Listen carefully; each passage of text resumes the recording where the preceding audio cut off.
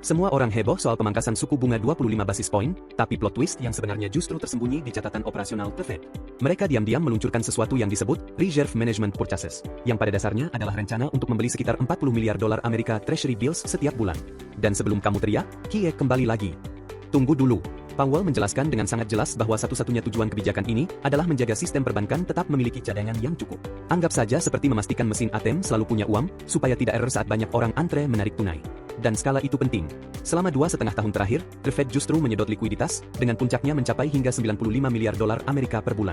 Sekarang mereka hanya menambahkan kembali 40 miliar dolar Amerika, dan itu pun hanya untuk beberapa bulan. Selain itu, IORB berada di level 3,65%, yang pada dasarnya membuat dana tersebut tidak mudah mengalir ke pasar. Ini adalah tambalan untuk tekanan likuiditas jangka pendek, bukan pendorong jangka panjang bagi aset berisiko. Meski begitu, langkah ini menyingkap ketegangan yang agak aneh di dalam The Fed. Di satu sisi, mereka mengatakan pertumbuhan ekonomi masih kuat dan inflasi mulai mereda, sebagian berkat peningkatan produktivitas terkait AI. Namun di sisi lain, suntikan likuiditas mendadak sebesar 40 miliar dolar Amerika ini menunjukkan bahwa mereka diam-diam khawatir sistem perbankan mungkin sedang berjalan terlalu ketat. Aksi sebenarnya ada pada kesenjangan ekspektasi untuk tahun 2026. Proyeksinya terbelah tajam. The Fed hanya memperkirakan 1 kali pemangkasan suku bunga, dengan asumsi lonjakan produktivitas dari AI menjaga ekonomi tetap solid. Fed Futures memproyeksikan 2 kali pemangkasan.